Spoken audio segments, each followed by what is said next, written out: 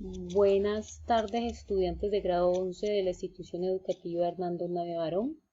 En esta ocasión vamos a ver la unidad 3 que corresponde a política fiscal. Lo principal que vamos a observar es el papel del gobierno en la economía. Ya en una clase anterior habíamos dicho que el gobierno es un conjunto de instituciones políticas, leyes y prácticas a través de las cuales se realiza la actividad de gobernar. Los objetivos del gobierno son, primero, proteger las libertades individuales, segundo, velar por el cumplimiento de las normas y tercero, promover el bienestar de la sociedad. Para poder cumplir con estos objetivos, el gobierno opera en tres niveles: el gobierno local, que opera en ciudades y pueblos y es ejercido por los alcaldes, que son nombrados mediante voto popular. Lo mismo que el gobierno departamental, que opera en departamentos, en nuestro caso en los 32, y es ejercido por las gobernaciones, que son elegidas mediante voto popular. Y finalmente el gobierno nacional, que controla todo el territorio de una nación. Cada uno de estos niveles tiene responsabilidades específicas y deben ser complementarias. Hablemos del gobierno central. Primero es dirigido por el presidente, que tiene a su vez varios ministerios. También está compuesto por los departamentos administrativos, como el Departamento Nacional de Planeación o como el Departamento Nacional de Estadística DANE. El gobierno central también opera como las empresas financieras como el Banco Agrario y empresas no financieras como Ecopetrol, que se dedica al petróleo y que es la principal empresa a nivel nacional, pero también tiene empresas de servicios públicos como Encali, como EPM y como ETB. En la actualidad hay menos empresas públicas, pero antes de que se terminara el siglo XX, es decir, en la década del 90, todavía persistía una empresa pública que se llamaba Telecom, que tenía a su cargo las comunicaciones y también todos los puertos eran públicos y esa empresa se llamaba Colpuertos.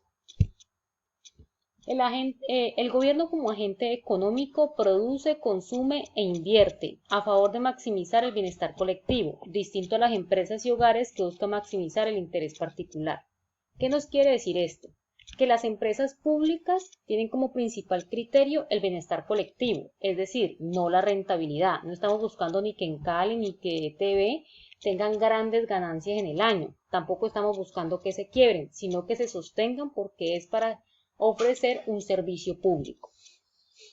Por lo tanto, el gobierno proveerá servicios que el sector privado se niega a proveer por su costo, por ejemplo, un ferrocarril o lo que están planteando que es un tranvía de cercanías para la región del Pacífico.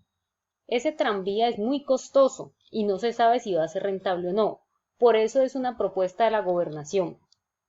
Otra actividad que no genera rentabilidad es el acueducto, primero porque su infraestructura es supremamente costosa y aparte de eso se tiene que modernizar.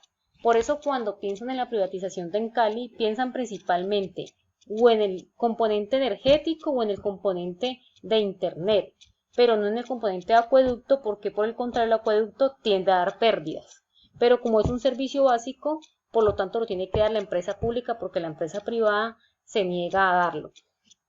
Otras actividades que no generan rentabilidad es, por ejemplo, la defensa nacional. Por lo tanto, tiene que salir del presupuesto nacional todos los salarios de los que componen el ejército y todas las fuerzas armadas.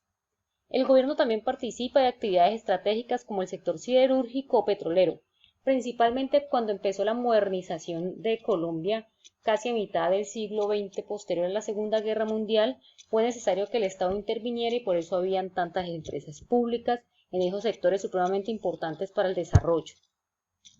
Hablemos acerca de la descentralización. Entre 1980 y 1991 hubo una discusión sobre cómo tenía que ser el ordenamiento político y administrativo. Es un viejo debate entre el centralismo y el federalismo que venimos arrastrando desde el siglo XIX.